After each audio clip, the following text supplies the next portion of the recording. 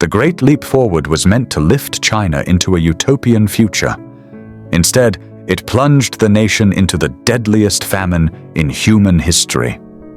1958.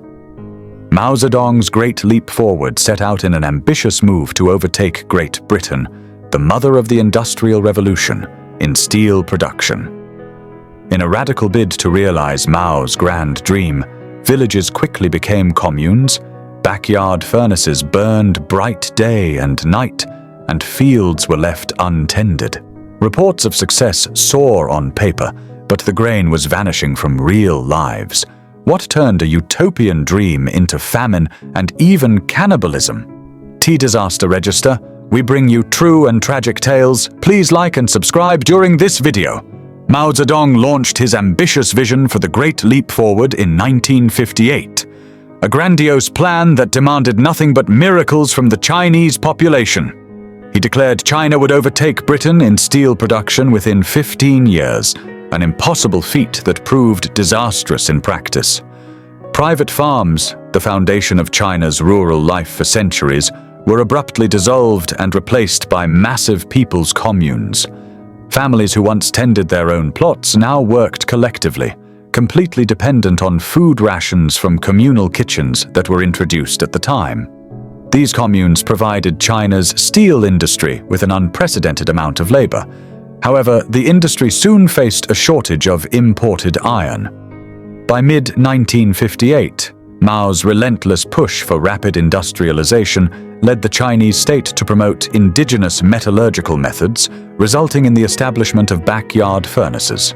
Every village, school, and commune was ordered to build crude smelting pits, where citizens melted down metal objects to produce pig iron.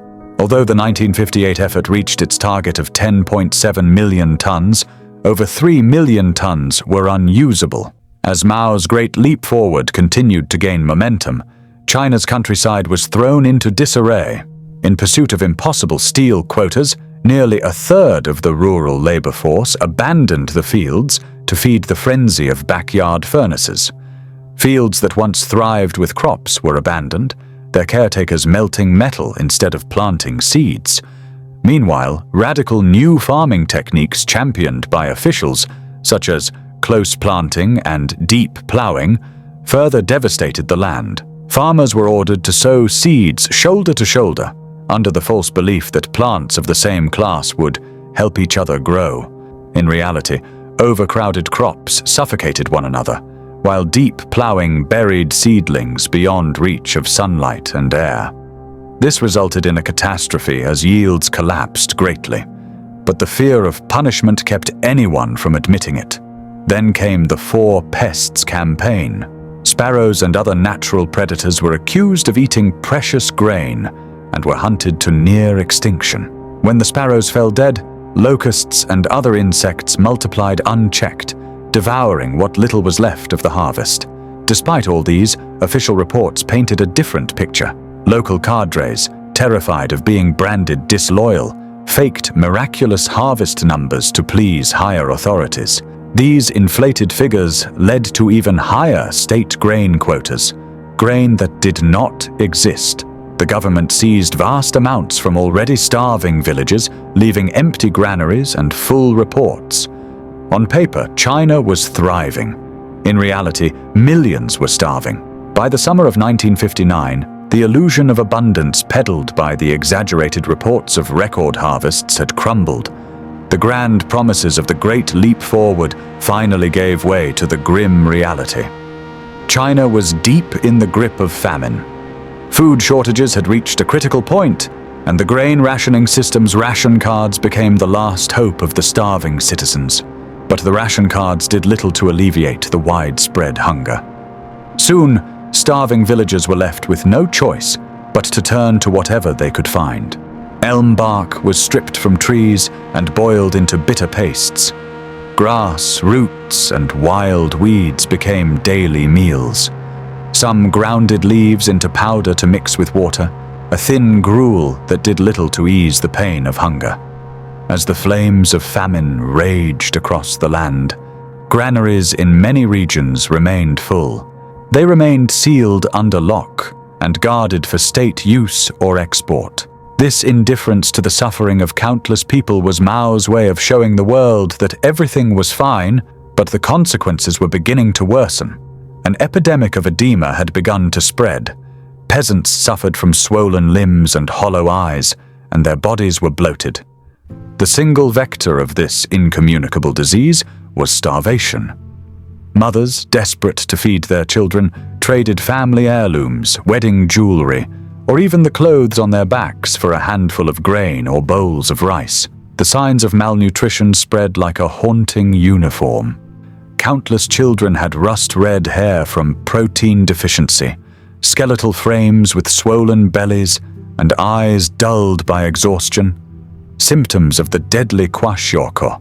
What Mao had called a leap forward had become a descent into hunger and humiliation. A world where people starved beside mountains of grain, and survival itself depended on what could be scraped from the earth. When history is forgotten, lies take its place. Keep history breathing. Like and subscribe. As the famine deepened into the early 1960s, starvation did more than just claim lives. It stripped away the moral fabric of entire communities. With every grain seized, every field emptied, and every promise broken, people were left with choices no human being should ever face. The hunger brought out the darkness that could only surface when all hope of finding food was lost. Internal Communist Party memos, meant for officials' eyes only, documented the unthinkable. Hundreds, even thousands of cases where people resorted to desperate measures to stay alive. Graves were opened, flesh was scavenged, and families made haunting pacts to exchange children so that no parent would have to face the act against their own. These were not acts of cruelty, but the final expressions of starvation, a tragedy forced by policy and not by nature. One survivor, years later, summed up the silence of that time in 6 chilling words: "Don't ask where the meat came from." It was both a confession and a warning, a glimpse into a world where the state's demands had erased humanity's last moral defenses. This was not random savagery, nor the chaos of anarchy. It was the endpoint of state-forced famine. This was a system that severely punished honesty, rewarded falsehood, and seized life itself. The inhumane combination had driven ordinary people to the brink, just to survive. The Great Leap Forward had promised to forge a new China in iron and grain. Instead, it melted the boundaries of compassion in the fire of human desperation. When the dust of the Great Leap Forward finally settled, the scale of the tragedy began to emerge, though even today, its full toll remains disputed. Official Chinese archives later revised the death count to around 36 million, but independent estimates suggest the true number may have been far higher. For years, the catastrophe was disguised under the sanitized phrase, 3 years of natural disaster, a convenient myth that blamed the heavens instead of human decisions. One of the few who dared to speak the truth was Marshal Peng Dehuai, a man of valor who boldly confronted Mao at the Lushan Conference in 1959. In a private letter, he described the suffering he had witnessed firsthand: empty fields, starving peasants, and greatly inflated reports of success. Instead of heeding Marshal Peng Dehuai's warning, Mao branded him a traitor and purged him. A decisive act that silenced any voice that dared challenge the illusion of progress. As a result, the famine deepened. In a grim irony, 1961 marked one of China's highest years of grain exports, even as millions at home starved. Only later did the nation quietly begin importing grain to stabilize its shattered food supply. Decades later, survivors have finally summoned courage and have begun to speak in memoirs, interviews, and fiction that captures not only the physical hunger, but also the deep psychological scars it left behind. Their testimonies revealed the guilt of surviving, the silence of complicity, and the fear of remembering. The Great Famine endures as a warning written in human lives. It shows how a government's obsession with image over truth can turn vision into ruin, and how the pursuit of perfection, when bound to power, can erase compassion itself. The lesson is not confined to history books, it is a mirror still reflecting in our time. The Great Leap Forward began as a dream, a vision of collective strength and national revival. Instead, it ended as a machine of hunger that devoured its own people.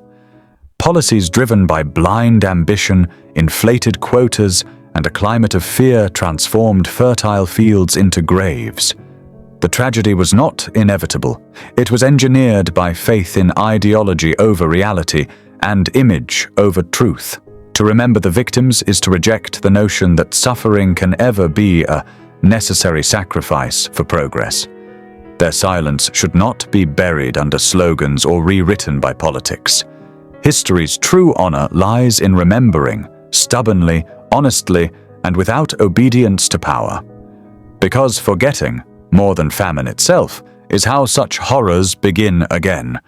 If this history stayed with you, show your support with a like.